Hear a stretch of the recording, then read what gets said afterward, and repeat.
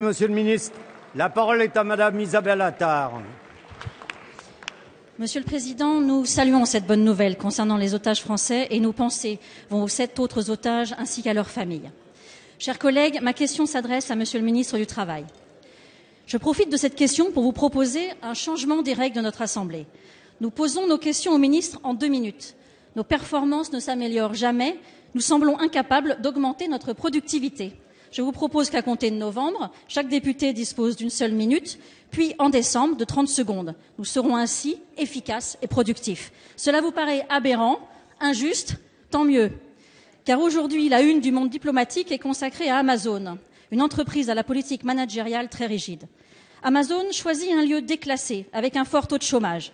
Ils obtiennent ainsi des aides financières et une image de bienfaiteur. Ils recrutent un grand nombre d'intérimaires en promettant un CDI aux meilleurs. Amazon organise ses entrepôts de manière staccanoviste. Le salarié ne dispose d'aucune autonomie. Une machine lui dit où aller, quoi faire. Chaque déplacement est mesuré. Chaque ralentissement provoque un rappel à l'ordre des contremaîtres. Amazon ne demande pas une production fixe à chaque employé. Il doit simplement faire mieux que la veille. C'est donc une course perpétuelle qui ne mène qu'à l'épuisement et à l'abandon. Ces conditions de travail que nous refuserions en tant que parlementaires, comment seraient-elles acceptables pour d'autres ? Amazon prétend créer des emplois alors qu'ils en détruisent bien plus dans les chaînes de distribution et surtout chez les libraires indépendants. Ces destructions d'emplois sont pourtant subventionnées par les collectivités locales. Alors qu'Amazon pratique abondamment l'évasion et l'optimisation fiscale, le manque à gagner se chiffre en centaines de millions d'euros. L'inspection du travail intervient régulièrement dans cette entreprise, mais la loi du silence impose aux salariés par le règlement intérieur complique la tâche de ceux qui enquêtent. J'ai aussi été averti que l'intégralité des données personnelles des salariés serait transmise au siège de Seattle. Monsieur le ministre, nous vous demandons de lancer une enquête globale sur les pratiques d'Amazon envers ses salariés en y associant la CNIL au vu de l'automatisation poussée de l'organisation. Merci Madame Attard. La parole est à Monsieur le ministre Michel Sapin. Merci Monsieur le Président, Mesdames, Messieurs les députés. Madame la députée Isabelle Attard, chacun connaît bien cette entreprise Amazon qui s'est installée dans 4 bases logistiques sur une grande partie de notre pays, en Loiret, en Saône-et-Loire, dans la Drôme et tout récemment dans le Nord, avec la création de 2500 emplois en 2015.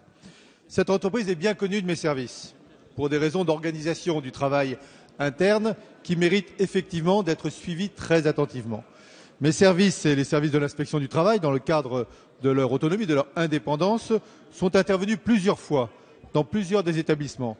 D'abord pour vérifier les conditions légales de recours au travail temporaire, qui est un recours très souvent utilisé par l'entreprise compte tenu de l'activité fortement saisonnière d'Amazon, en fonction des périodes de fête ou en fonction de telle ou telle période. Mes services ont été très attentifs donc au respect de la loi. Il y a aussi des questions de sécurité sur un certain nombre d'équipements de travail. Et puis il y a les conditions de travail que vous avez décrites qui nécessitent une surveillance médicale des travailleurs de nuit tout particulièrement, mais d'une manière générale des travailleurs compte tenu de l'organisation du travail.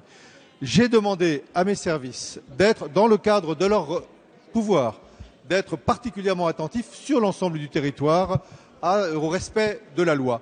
J'ai aussi demandé à mes services, et ça me paraît être un élément important, d'être artisans d'un dialogue social au sein de cette entreprise. Car sans dialogue social, sans capacité pour les uns et pour les autres de s'exprimer, du côté de la direction évidemment, mais du côté aussi des salariés, pour pouvoir discuter, sans ce dialogue social, il n'y aura pas d'amélioration du climat social. Le respect de la loi d'un côté, c'est le travail de l'inspection du travail. Le dialogue social de l'autre, c'est le travail de mes services, et ainsi cette entreprise pourra effectivement créer des emplois sans pour autant atteindre aux conditions de travail. Merci.